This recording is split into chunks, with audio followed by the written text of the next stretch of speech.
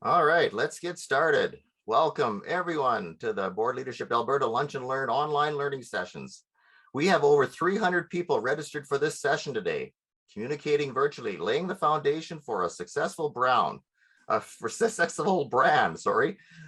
wow, so good to have so many of you share your lunch hour with us. My name is Scott Vaughn. I am the host for today's Lunch and Learn session on behalf of Board Leadership Alberta. Working behind the scenes with me doing tech support is Shauna Shaw-Toozy, and she is also with Board Leadership Alberta. Who is Board Leadership Alberta? Well, Board Leadership Alberta is a collaboration of representatives from Board Leadership Lethbridge, Board Leadership Southeast Alberta, and Board Leadership Edmonton. Many of you may have attended a board leadership training event in one of these board leadership committees.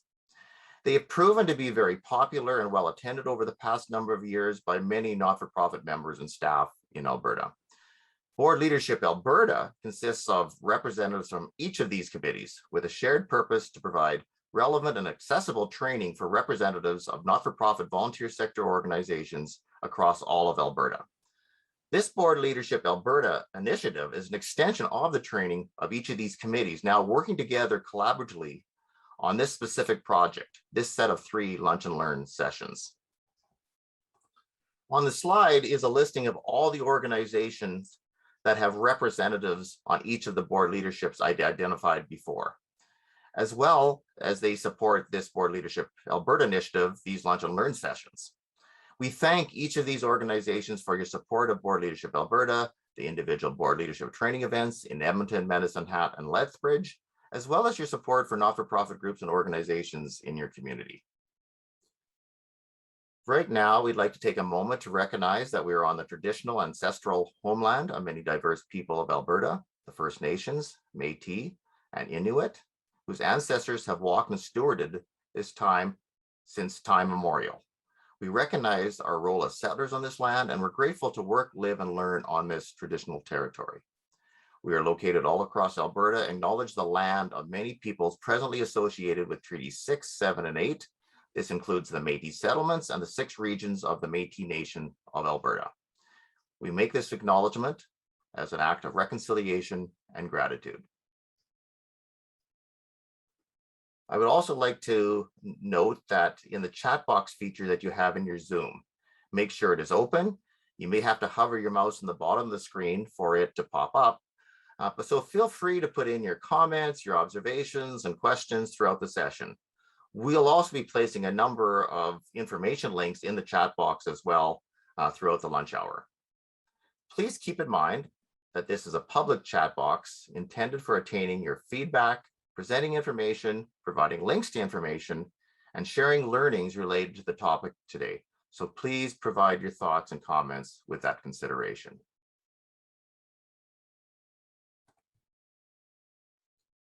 Here is the set of 3 one-hour lunch and learn sessions that Board Leadership is proud to present this fall. As you can see, we're here today for the Communicating Virtually, Laying the Foundation for a Successful Brand. The link to register for the final Lunch and Learn, Governing and Changing Times, which is going to be on October 4th, is you'll see in the chat box real soon. Please note that all the Lunch and Learn sessions will be recorded and available on the Board Leadership Alberta YouTube channel. All registrants will receive a link to the video after the session when it's ready.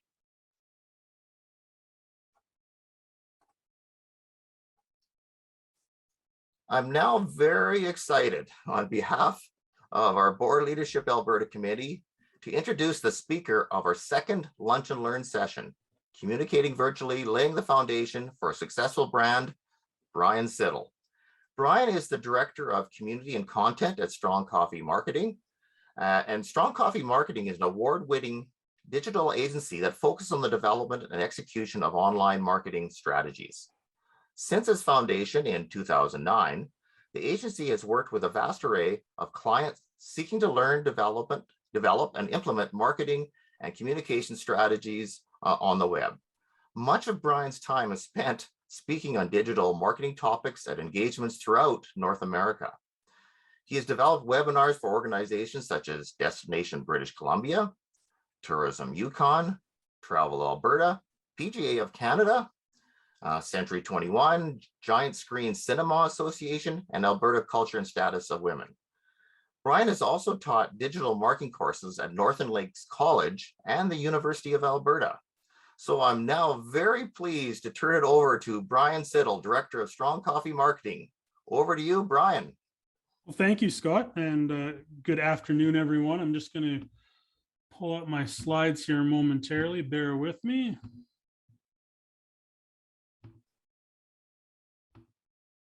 There we go. Should be good to go now. So, yes, thank you very much. Thank you for attending this afternoon and for the opportunity to speak. As mentioned in my little bio, I do a lot of speaking on behalf of Strong Coffee at conferences. Obviously, not so much right now. So any opportunity to be able to chat with people and share some wisdom is time well spent. Scott mentioned the chat box. I don't have the chat box open in front of me while I'm speaking.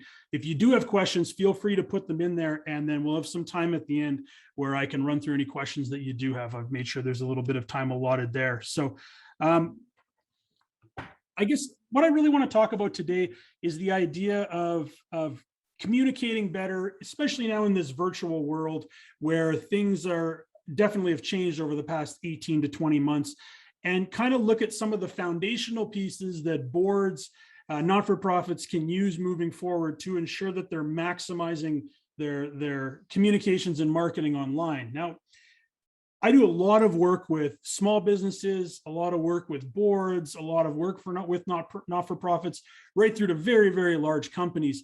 And the one thing I think that I see, regardless of whoever I'm working with, there's a real sense of a lot of these folks are somewhat flying blind. And what I mean by that, a organization will approach us and say, hey, we want to kind of streamline what we're doing online and come up with a bit of a strategy, whether it be a social media audit or a digital marketing audit, or maybe even they're redeveloping their website. And we'll say, that's fantastic. Okay, so let's talk a little bit about your strategy. What are you doing? What works? What doesn't?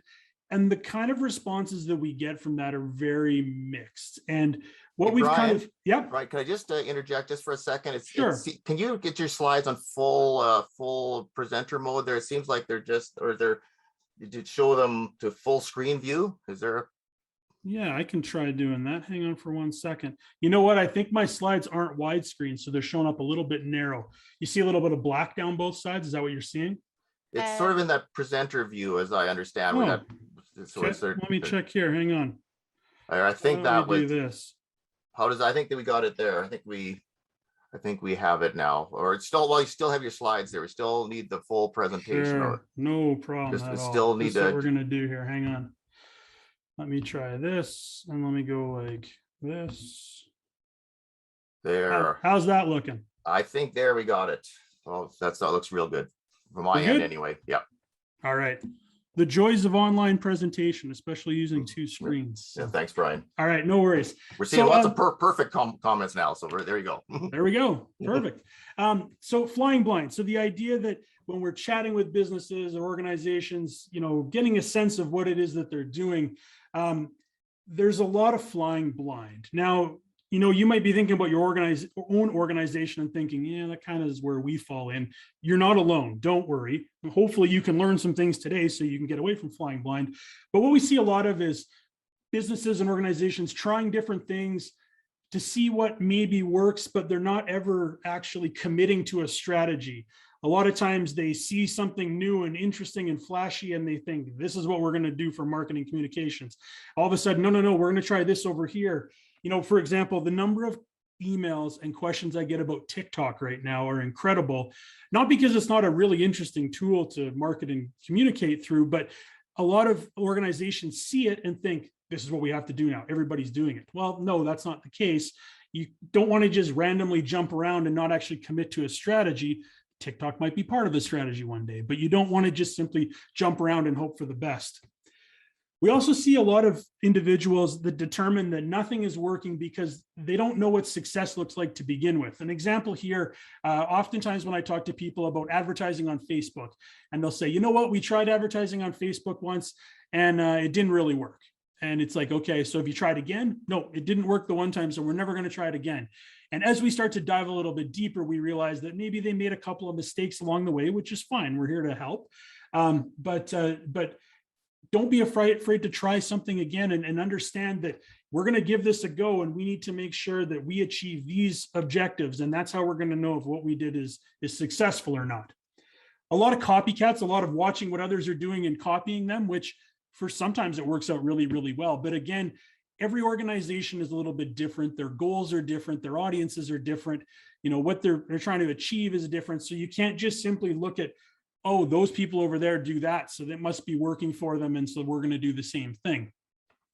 And the idea of posting and praying on social media is a really, really common one, not really understanding what social media is and what it does and how to harness the power of social media. And a lot of people just think if we just post a lot, something magical is going to happen. And that's obviously not the case. There's a lot of strategic work that needs to go in when developing a social media strategy, for example, but just things that I see overall. And like I said, you might be in the same boat. That's okay. That's why you're here today. Hopefully you learn something along the way. So why do we need a strategy? Well, one of the things that we want to focus on is providing a purpose. This strategy is going to give us a reason for being online or marketing, communicating online or offline. We have to have that purpose. We're trying to accomplish this. These are our goals. This is what we're trying to achieve. We want to ensure a higher ROI. Now you might say, well, ROI doesn't necessarily fit perfectly into what we do. Well, there's an ROI for everything, whether it's money being spent on ads or time being put into a project. We want to be able to look at the end of the day and see, we put this amount of resources, time, money, whatever it might be, into this. This is what we got out of it. And without a strategy and without understanding what it is that you're doing and what it is that you're hoping to achieve, there's no way you can make a calculation on ROI. You don't have the fundamental pieces there.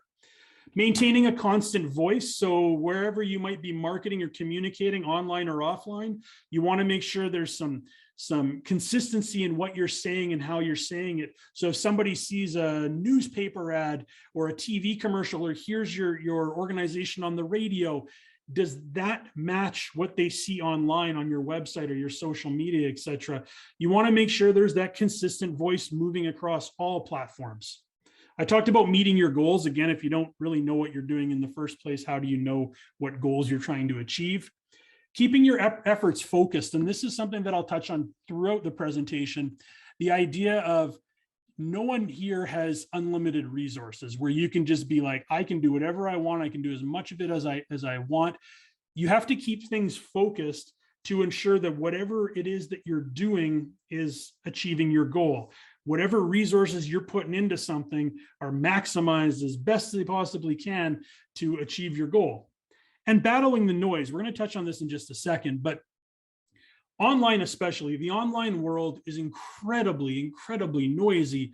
You know, in the past few years, we've been kind of reintroduced. It was there before, but really reintroduced to the idea of fake news, and then people not trusting different social platforms or media networks. And then all of a sudden COVID comes along and that stacks more misinformation and general good information as well on top of everything.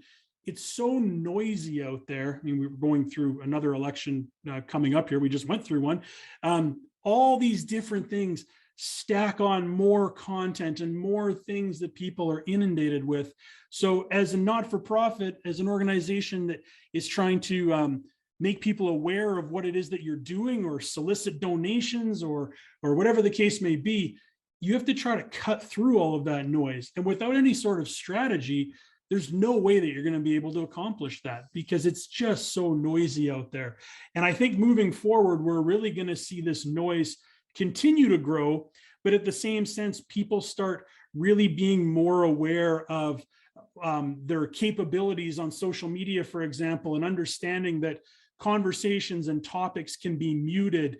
And I don't want to follow this person anymore because I don't like the kind of information that they're spreading. So people, I think, are going to become a little bit more wise to where they get their info from.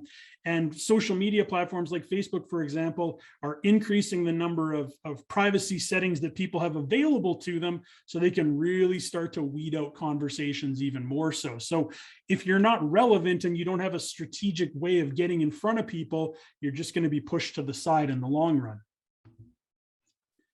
So some common roadblocks, things that I hear all the time when talking about streamlining communications and getting the most out of whatever it is that you're doing virtually. Lack of resources is pretty much always number one. I've never worked with a client that has said, give us your biggest, best strategy because we have unlimited resources and we can do whatever we want. It's never the case. Everybody has their limits on how much they can handle internally or working with somebody externally, whether it be monetary restrictions or right through to people, a combination of both. Time is always a big thing. And those lack of resources, they don't necessarily have to hamper what you're doing. You just have to think a little bit more about what you're doing to make sure you're maximizing those resources. We'll touch on that a little bit later. Too much focused on time wasters. So this is something I hear quite a bit as well, where people will talk a little bit about, oh, our organization, we're using these different platforms online and we're doing this and this. And, the one thing that really gives us headaches is this particular task over here. And as we start diving a little bit deeper, you start to realize that, you know what, if you could eliminate this time waster that you think is so important when it comes to your marketing and communications strategy, think about all the other resources you could open up to use elsewhere. An example of a time waster, I think there's a lot of organizations that probably try to do too much on social media. And imagine if you think of the one social media channel that gives you fits and headaches and you wish wasn't around because it's hard to update because you never know what to say. Imagine if that was just gone out of your life and you could focus more resources on the things that actually matter, whether it be updating a website more or spending more time on email marketing or other social channels. How much better everything would be moving forward. And those time wasters, it might be a member of a board that is really stuck on making sure we use this. Let's make sure we use this channel, or a marketing manager or whoever it might be. Oftentimes these time wasters are led by an individual or a group of individuals that maybe just need to see the bigger picture and realize we don't need to be doing this. We could do so much more if we could just get rid of this.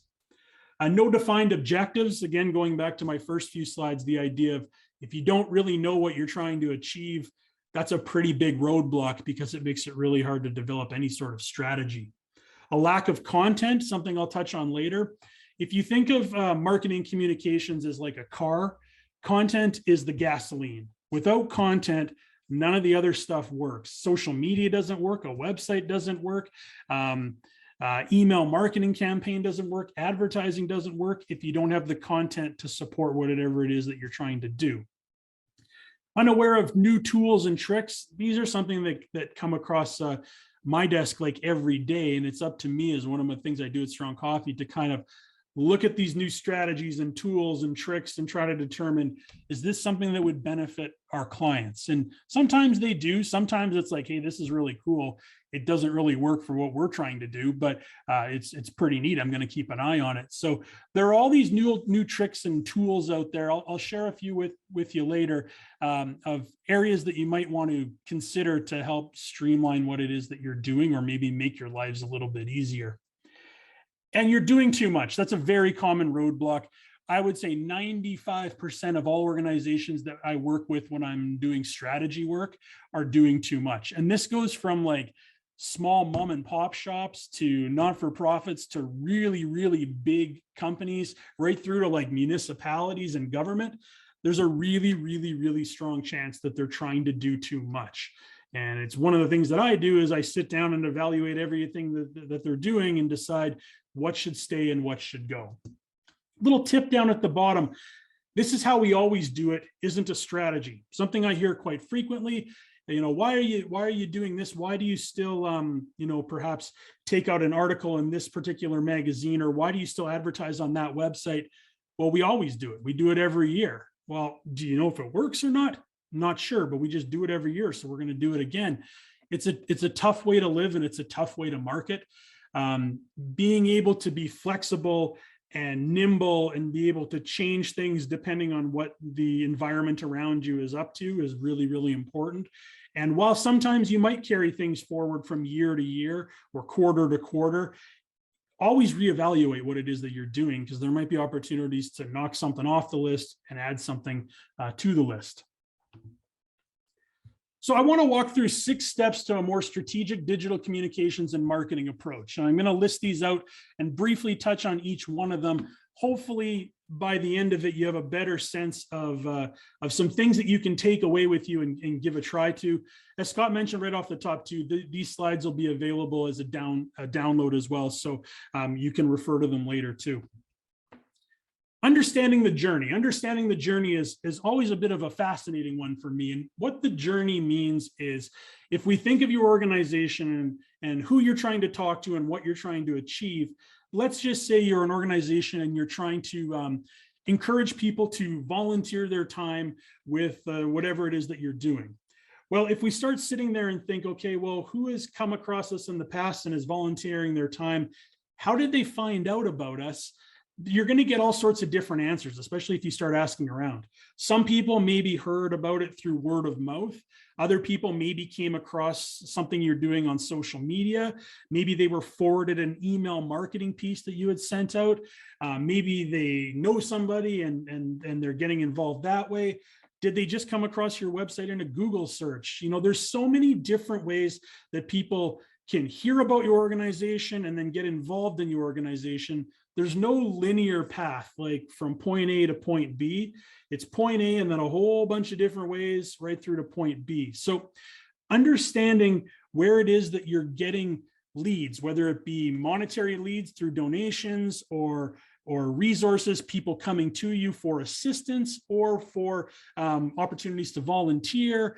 Maybe you're doing a recruitment for board members or for other people to assist you. How are these people finding you, and what's their journey from sitting around having a regular day to getting involved with you in somehow? And the more you can understand how that evolves, the better off you're going to be. So how do you go about doing that? Well, one of the simplest ways is when you come across somebody that is finding out about your organization, ask them the simple question: how did you hear about us? How did you hear about us? Where did you come across our information? And start to listen to that. People will give you little clues about how they came across you if you listen. And it's really interesting to hear the different stories. You know, even in our world, in an agency world, maybe we're working with a new client and I ask them, hey, how did you hear about us? Oh, well, you know what? I know so-and-so, and they mentioned that you should do this and that we should do this, and they sent me a link to your website. Okay, cool. That's good to know. Other people might say, oh no, I heard you speaking somewhere and now all of a sudden I'm here. I came across your Instagram account, or whatever the case may be. Understanding that journey is really important to navigating the noisy world. Because if you start hearing the same points of contact over and over again, you can kind of start to go, hey, you know what? This is really good information to know moving forward. These are the places that I want to spend more time marketing. Now, every journey is completely different and you can't be everywhere. Something really, really important to remember: you can't do it all, so don't try to do it all. Pick and choose where you're going to market and communicate online. Hopefully you have some data behind those decisions, and that's what you roll with for right now. You can't be everywhere. You don't have the resources to be everywhere, so don't try to be everywhere. Now, we talk about internal and external communications. Everybody's going to have a little bit of a different setup when it comes to internal and external. So, for example, if we look at internal as like existing members or past donors or sponsors, people that have somehow communicated with you in the future or engaged with you in the future, what are some different ways that we can communicate to them? Well, maybe we've encouraged them to follow us on social media and we can put updates there. They probably know about our website. So, you know, a website is a great place to put updated information. Email marketing is a fantastic way, and I highly, highly recommend anybody here. Part of the reason I put the giant monkey in the picture here, that's the MailChimp monkey from MailChimp. invest in email marketing as a way to stay in touch with those that you've already engaged with. Now, sure, you might get people signing up for an e-newsletter and you really don't know who they are, or they don't know where they came from. That's fantastic too. But those that engage with you on a regular basis, whether it be through donations or sponsorships, or they've worked with you in the past in some sort of context, having them on an email list is one of the easiest, most effective ways to market to them. They already know who you are. You just need to remind them about things going on moving forward. And I can't stress it enough. I know when people think about online marketing, they oftentimes are drawn over to social media, which is great. But again, that world can be very noisy. If you have people signing up for an e-newsletter that you can control when you signed out, you can control the content that you put on it, and you can control the time of day it goes out, etc. That email marketing, I would suggest you're going to see better results there in getting responses to whatever it is that you're doing than what you might be doing on social media. I use this example all the time.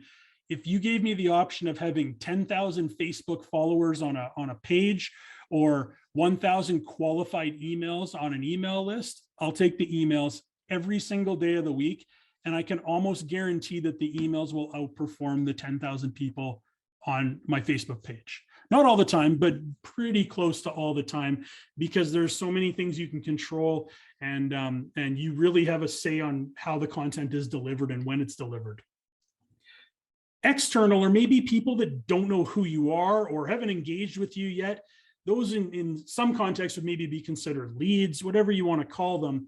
These people are going to have that journey of, how did you hear about us? Where did they come from? They saw you somewhere.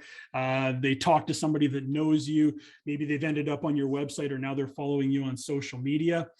This is where that social, the website, and even some targeted advertising can come in handy. Identifying who it is that you want to work with, or who you want to deal with, or who you want to solicit for donations, or whatever the case may be, identifying who those people are, that's your audience, which we're going to talk about next, and then finding ways to reach out to those different audience groups. That's where online advertising can be very, very effective, whether it's Google or Facebook or LinkedIn, Instagram, whatever the case may be. Being able to reach really targeted groups of people that maybe they don't know who you are right now, but you think, based on what I know, these are the kind of people that might be interested in what we're doing, and these are the people we want to share our message with. Let's look at different ways of engaging with them. A little tip down at the bottom: social media is only part of the journey. Don't overlook a website, email marketing, and targeted advertising. I touched on advertising and email marketing already. A website, even if your organization is quite small and you don't have a lot of resources to invest in a really fancy website, building a really simple website on Wix, something like that, is a really good way of going. Just having your name and what you're doing, etc., online, so a search engine like Google can find it, is a huge, huge step in the virtual world. So it doesn't need to be elaborate. I would say most of the websites that people ask us to build for them are probably way more than what they actually need when we really start talking to them. So it doesn't need to be fancy. Just simply state who you are, what you're about, how people can get involved. Here's a contact form or a way to get in touch with us. Start there, start small. And if you already have a website, you might want to turn around and look at your website and go, okay, what don't we need here? Or what pieces of information are we missing from this website? Because we got to update it to make sure we're serving the people and giving them the information that they really need.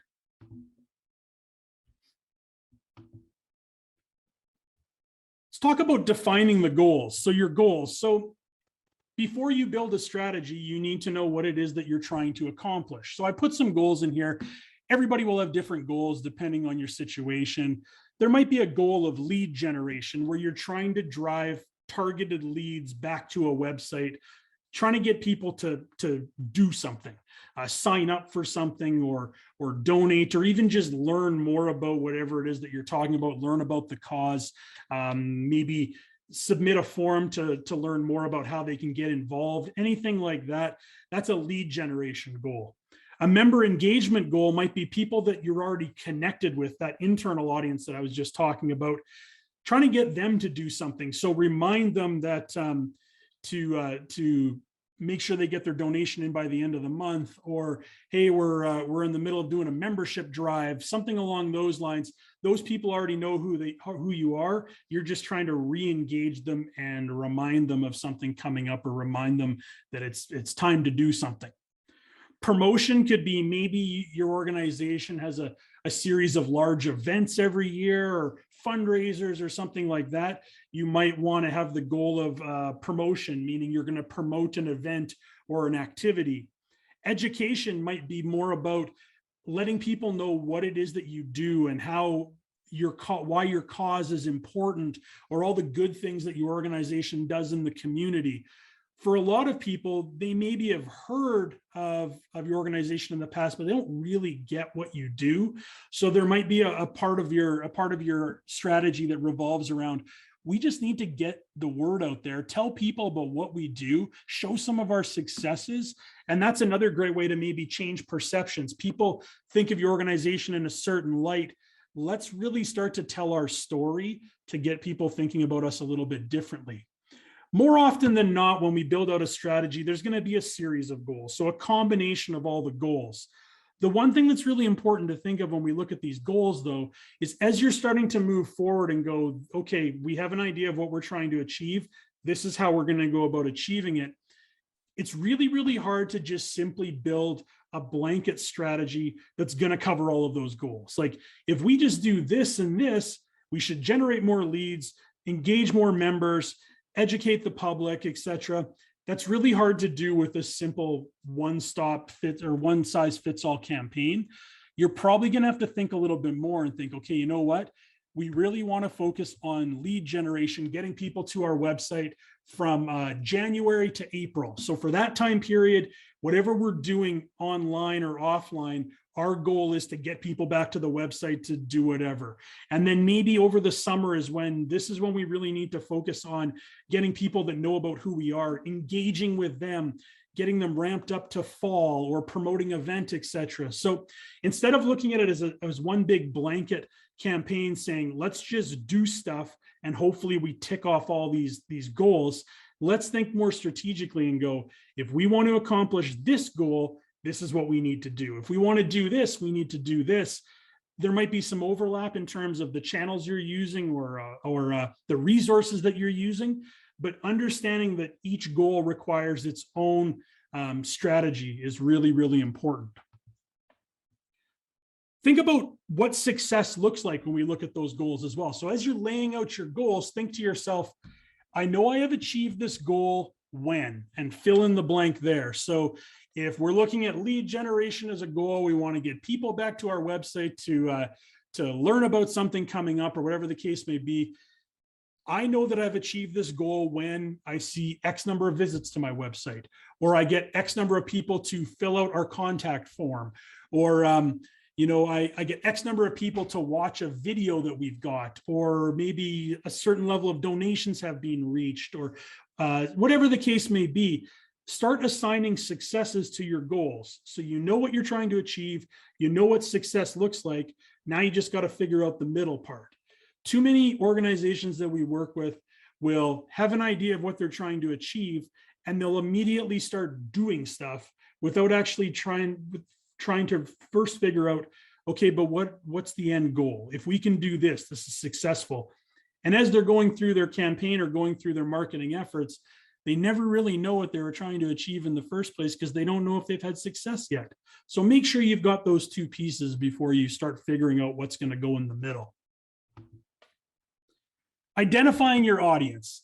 This to me is probably one of the things I enjoy most about marketing, is really learning about people and like what makes them tick, and why do some people care about this and other people don't care about this whatsoever, and how can we market to this group of people and then completely change what we're doing to market to this group of people. So this is something that we spend a lot of time doing at our agency, but it's a good exercise to just do with any client or any organization to get a better sense of who it is that we're trying to talk to. I came from a retail background long before Strong Coffee, and you learn a lot working in retail, and you learn about people, and you learn about why this person cares about this and this person doesn't care about this. And you start to develop like audience groups in your head, or in my case, they were customer groups. So I would see somebody come through the door. I used to sell golf equipment. So I would see somebody coming through the door and I would start talking to them, and they would mention these little triggers in my head. And the second they start talking about this, I start to think, oh, this person is kind of like so-and-so who I've dealt with for a really long time. Let's see if I show them some things or talk about some things, is that going to pique their interest? Oh, you know what it does? Okay, I'm starting to form a bit more of a profile in my head. I think this is what this person's looking for. Let's go have a look. And it was always really cool to see if I was right or if I was wrong. Obviously, you never make assumptions about people, but over time, you get pretty good at saying, oh, okay, you know what? I have a general sense that this person is looking for something like this. Let's see if I'm right. Let's show them a golf club or whatever the case may be. So an easy thing that you can do within your organization, and this is where you can get all sorts of people involved, from people that are kind of on the front lines working with individuals every day, right through to the people that maybe answer the phones, or in higher levels, the strategic thinking. Sit down and go, okay, let's talk about our audiences, who it is that we're trying to market to. And then look at all these different questions I've got on the slide. Let's start asking these questions. You know, what matters to them? What content did they find most useful? What's their preferred method of communication? What can we learn from the past? What do they expect from us? Where do they live? What do they do for a living?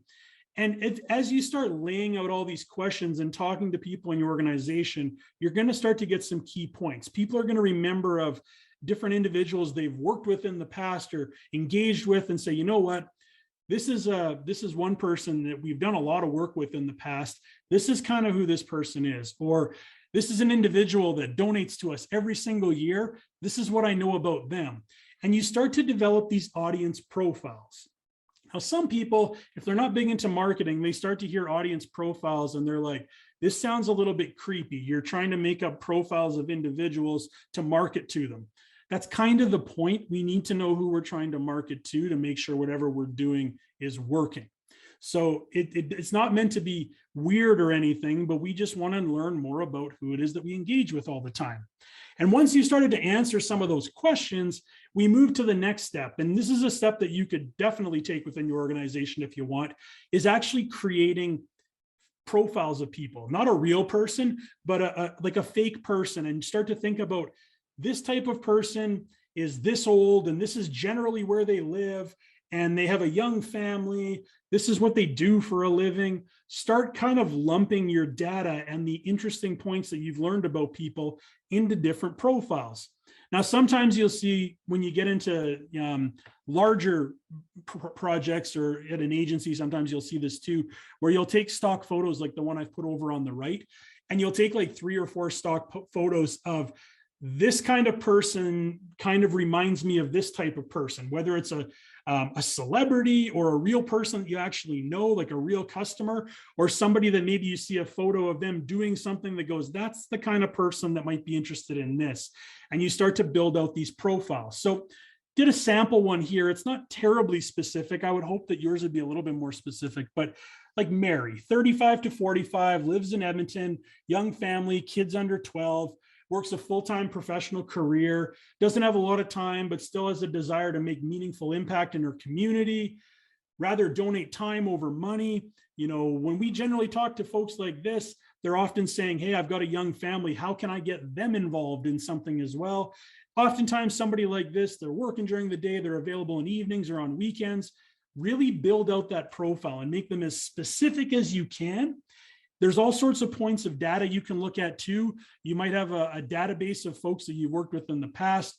Maybe you just have conversations with people or past conversations where you can grab little nuggets of information too. But building out these types of profiles might seem like a bit of a daunting task, but I promise you, if you can have profiles, something like this, of who it is that you're trying to market and communicate to, everything else becomes way, way, way easier. Because now all of a sudden I can look and go, okay, you know what?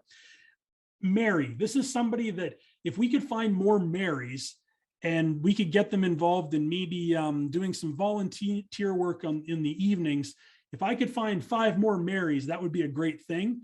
Okay, well, let's look at some of these things inside of Mary's profile. Okay, how should we advertise to this person? What kind of content would they appreciate? Would they prefer to receive an email over a phone call? Things like that. You'll be far, far further along if you're able to think this way. Let's talk about evaluating our channels. So the channels being the marketing channels that you use on a regular basis. These could be both online or offline. I touched a little bit earlier about the idea that you're probably doing too much, but learning a little bit more about how you get your marketing messaging out there to begin with might start to give you some clues on where there might be problems or where there might be some headaches with your staff or you as an individual. How can we change things up? Now that we know a little bit more about these audience profiles, somebody like Mary, are our channels aligned with somebody like that? And that's where you start to dive a little bit deeper into which of our channels are working, what isn't working, what things need to change. So I put up a little sample sentence here. The reason we use blank, Facebook, Twitter, online advertising, the newspaper, is to inform and engage blank, what type of person, about what. So the reason we use blank is to inform and engage this type of person about this. We know this is working because we see leads to our website from the ad that we run, or we get a certain amount of engagement on our Facebook page when we post about this, or a certain number of people click on a link that we share on Twitter when we talk about this, and we see X number of people fill out a form or want to get involved in whatever it is that we're doing. How much of your time and your staff is dedicated to marketing? So these are things we need to start thinking about after we've started to look at our channels and go, you know what, we only have this amount of time available to us. Here are all the different things we're trying to do across all these different channels. Are there opportunities to maybe trim back a little bit and make ourselves a little bit more focused? If you go through that sample sentence and you can't answer it, or you're answering it and you're saying, you know, we know this is working because I don't know if it's working or not, I have no idea. Let's reevaluate that channel. Maybe you're just off the mark a little bit, or maybe it's just something you don't need to be doing. You know, where does your audience live? Is it urban? Is it rural? I put the little Twitter bird beside there. I do a lot of work with businesses and organizations of all sizes in rural Alberta, especially during COVID.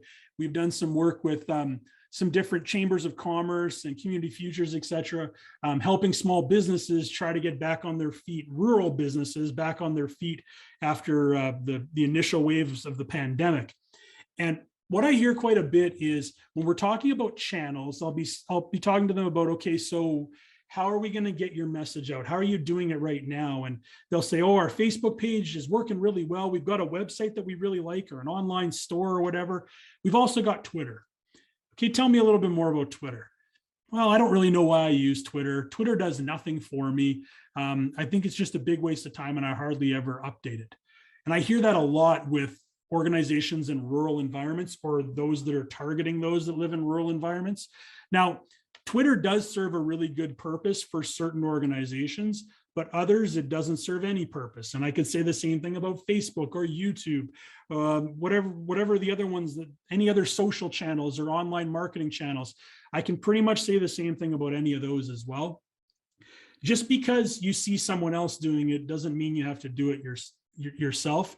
And Twitter is the one I hear more often than not, especially in rural Alberta, where they had it because they thought they really needed to have it, but they only update it a couple times a year, and it doesn't do them any good. And it's just more of a headache than anything. It's a side of the desk job. Get rid of it then. You know what? The sun will come up tomorrow. People will still find you through other means. You can still talk to people and communicate with people. Twitter isn't the be all and end all, just like Facebook or LinkedIn isn't the be all and end all. You have to do what works for you and your goals and your audience. So talk about what you're doing right now. Where are we right now? What is automated? What is manual? So for example, I talked about email marketing earlier. A program like MailChimp can automate the process of collecting emails, sending out a confirmation that you want to be on an email list emails, and then it can even help you start to automate some of the emails that are sent out through the system. That's pretty cool, and it's a great way to market. What are some manual things? Well, every time we want to make changes to our website, it's obviously more of a manual process. That's fine. That's the way it works. But just keep in mind when you're evaluating your channels that remember that it takes X amount of time to put a blog post on our website compared to X number of minutes to create a Facebook post or to send out an email. So keep those things in mind. There'll be varying levels of resources required to manage these channels. And you could very well find that eliminating one of them is going to create a lot more time that you can put elsewhere. And what do your competitors and partners do? Now, maybe not so much competitors in your case, but partners. If there's certain partners that you work with all the time, is it other boards in the area, other chambers of commerce, whatever the case may be, are there certain channels that they use really, really effectively that maybe if you can take some lessons from them and talk to them about how they do what they do, you can get involved in that as well. And then there's the opportunity to share content and kind of share audiences and maybe run a campaign where you're including multiple boards or multiple organizations in a given area. So keep all those things in mind when looking at your channels. But as I've said a few times already, you're probably trying to do too much.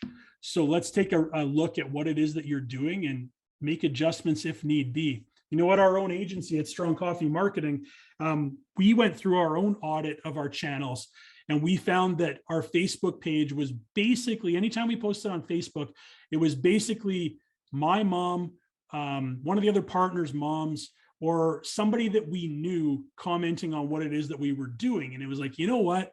I appreciate that my mom liked this post, but my mom is never going to be a client. What if Facebook for us just went away? You know, whenever we ask people, how did they hear about us? We never hear Facebook.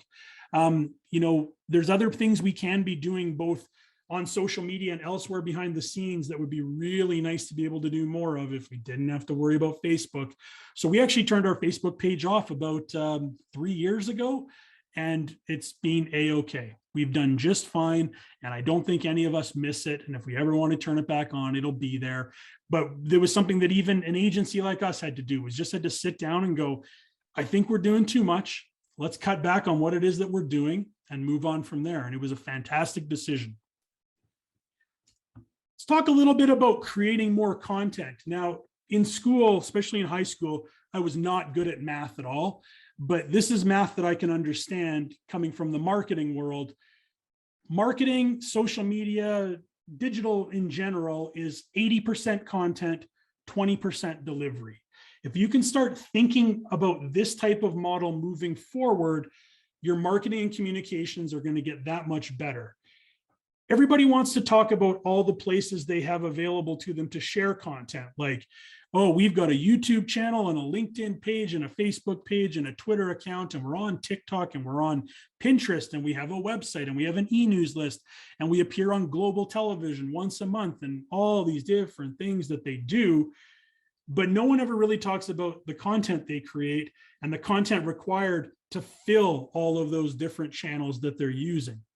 So if you start thinking content first, let's create good content. Let's create stories about our organization, show people why we're important, show the success stories we've had, take more photos of our events, things like that, that you can then use moving forward on your various marketing channels. You're going to be far more successful than focusing on where am I going to put stuff, even though I really have nothing to share. Wanted to give you a couple of tools to consider. I still put Canva on my presentations, although Canva is pretty much the worst kept secret at this time. Canva, for anybody that doesn't know, is a fantastic tool that you can use to do graphic design work. Now, it doesn't take the place of a graphic designer. We have a graphic designer in-house, and she would get really mad if I said Canva takes the place of a graphic designer, because it doesn't. But For a lot of organizations that are really tight on resources and don't have the ability to have somebody in-house to do a lot of that work, and you need to create a simple brochure or a poster or something for a Facebook page or whatever the case may be, Canva is a fantastic tool to consider, both the free version and the paid version. Lots of templates in there that you can use, swap your text in and out, swap your images in and out, change some colors. You can actually start to build little brand kits in Canva so you can keep everything looking the same. A fantastic tool, highly recommend it. And you think about content, it's not just written content, it's images, it's graphics, it's videos, for example. Capwing.com, that's the picture that's in the background of this slide. Capwing.com, under their tools section, has a whole bunch of really cool free tools when it comes to editing videos, resizing videos, adding text over top of videos. They have a meme generator. They have all sorts of free tools. They've got a graphic design tool on there as well. Again, thinking about the content that you need to create, one of the stumbling blocks for a lot of people is, well, we don't know how to do it. We don't have the resources or the tools to do it. Consider Capwing and Canva are two tools that you can have in your tool belt. Envato.com, all sorts of free or paid templates and graphics, other creative elements. When I say paid, it might be a $10 template as opposed to trying to design it yourself. That might take hours and hours and hours. Time is money. Rev.com is a really good one we use all the time. If you go and create a bunch of videos for your organization, you can run them through Rev.com, and in a matter of like under an hour, it'll create a verbatim text of everything that was said in the video. So the way some clients use it is they'll do a video interview with somebody, they'll run it through Rev. Rev will produce a verbatim conversation, written conversation of whatever occurred in the video, clean it up a little bit. There's a Q&A blog post. So there's all sorts of cool things you can do with Rev. You can do captions for videos as well. Really, really good tool. It is a paid tool, but it's not very much. It's like 10 cents a minute or something like that. Photopea, it's kind of like Photoshop, but online, and it's free. A really cool tool. I've used it quite frequently. And then Google for nonprofits. A lot of us have probably heard of Google Grants, where Google can give you advertising money if you're a nonprofit. You can run Google Ads. We help a number of clients with Google Grants. They actually have Google nonprofits. They do other things beside Google Grants. There's all sorts of other things they can do, providing you with APIs for maps and stuff like that. So if you have worked in Google Grants before, that's awesome. Just remember there's other things available from Google as well, not just grants. Little tip I put underneath there, repurposing content is one of the best content strategies out there. So if you create a video or you take some photos or you create a written post, don't just share it once and think, okay, it's out there, I've done my part, now I got to go create more content. Find new ways to chop content down, change up how it looks, reuse it, repurpose it. No one's going to remember if you post something twice over the course of a couple of weeks. They're not that engaged in your brand to know. So don't think once a piece of content is being created and shared, it's dead. Reuse it, repurpose it over and over and over again. Last thing I want to talk about briefly is measurement. I touched on this already, but when we talk about what does success look like, think of things that you can track. Is it website visitation? Is it calls to action on your website, people getting involved, filling out a form? Is it event attendance, ticket sales, signups, online sentiment, questions that you're asked in your contact form? All of this data is available to you, and you can start to use that data to form a bit of a system on how do we know if something was successful. These are the kind of things you want to be measuring. And I put a few things in there: Google Analytics, social media channel analytics. There's all sorts of data points available that you can pull data from and pull information from to determine whether or not if something was successful or not. So I just want to make sure I touch a little bit on measurement before we wrap up. There is all that data available. You just have to understand what your goal is, what success looks like, what kind of data or measurements do you need to determine if that was successful. All that data is there for you through online means. You just have to know where to look for it. One more thing I want to share before I wrap up. sharing successes. It's okay to talk about yourself. It's okay to brag about yourself. If your organization does something really great or cool, fantastic. Tell the world about it. I think too many organizations are worried about making it look like it's all about them and that they're bragging about their accomplishments. If you do something good, tell everybody about it, because it helps to validate the reason for you being around in the first place, and might help encourage other people to get involved because you know what you're doing and you have success and you're able to help people and make the world a better place. So with that, I want to make sure we have some time for questions, whether it's in chat or elsewhere. But thank you very much for having me. I've really enjoyed speaking. Like I said, I do a lot of it, and it's been a little bit weird for the past 18 or 19 months, not being able to see smiling faces and talking to people. So anytime I can do this, it's awesome. If you do have any other questions beyond this that you think about later, Brian@strongcoffeemarketing.com. You can just send me an email.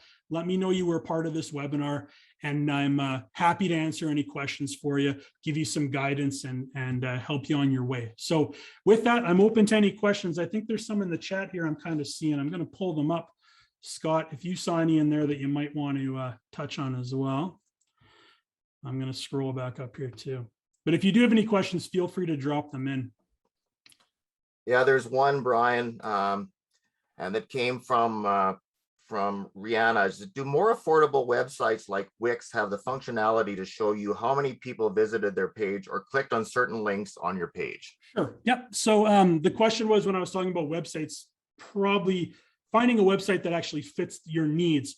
So in the case of Wix, there will be some analytics that are baked into Wix, but you also within Wix have the option of adding Google Analytics code. So now all of a sudden you get all the Google Analytics reporting capabilities through your Wix website. So if we're tracking stuff for a client, I'm going to look at Google Analytics and I'm going to make sure my code is on the Wix website. And all of that stuff, the stuff you're mentioning, can be found in Google Analytics. Time on site, time on page, most visited page, all that kind of stuff can be found through Google Analytics. So the answer is yes. Probably just want to add the extra layer of analytics onto your website instead of relying on the Wix stuff. One of the things, another question from Emma Raleigh, isn't the most important thing is to have your organization always visible, be it advertising, events, promotion, etc. Your organization always being present in the minds of people. Is that the most important thing? Your thoughts around that? Yeah, that's where there's a level of consistency with your marketing. And this is where a lot of organizations struggle on social media. They'll post really heavy for a while, then they don't have anything to talk about for a few weeks. Well, you're all of a sudden, you're kind of, any momentum you had built up, you've kind of lost that now. So yeah, I would rather organizations be consistent with their marketing instead of being really heavy than nothing, really heavy than nothing.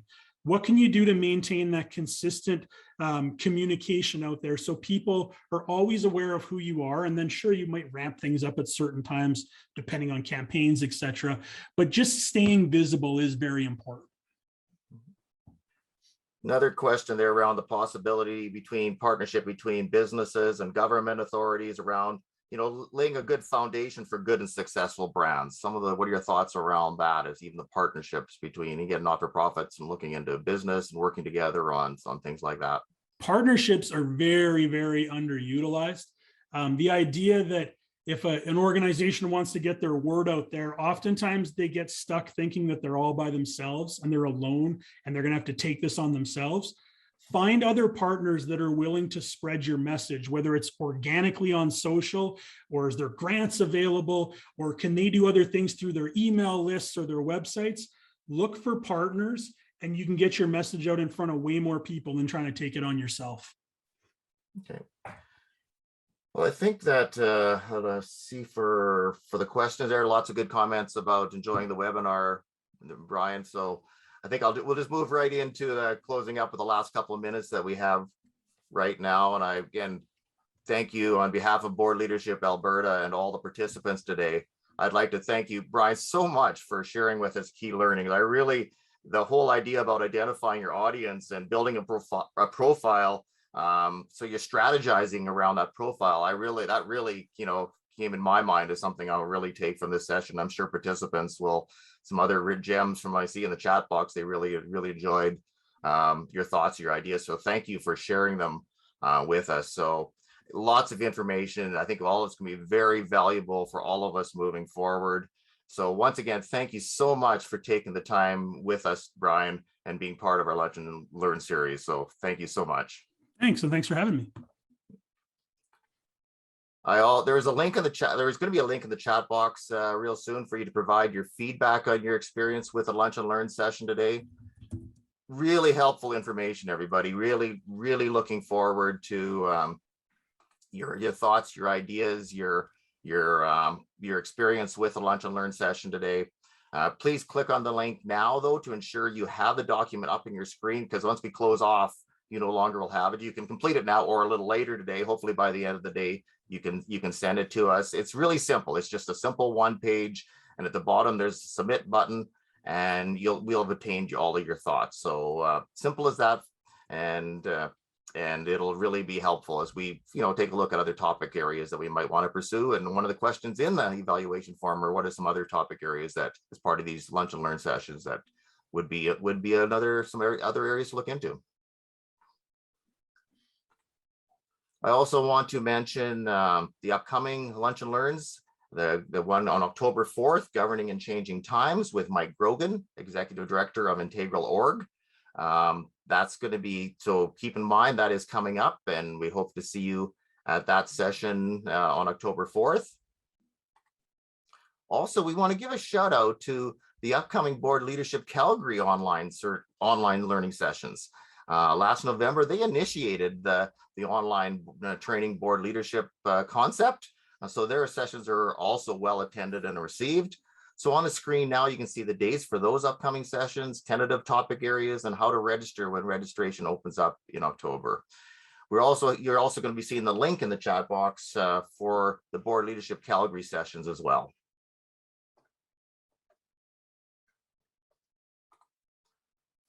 And I just also keep in mind that the slide deck for today's session was in the resource link that you saw a number of times in the chat box. So if you want to get a copy of Brian's slides, I think there's some really, really good information. I know I'll be getting a copy of that, because I think that there's some really good things I want to go back to as from Brian's presentation. So they are there.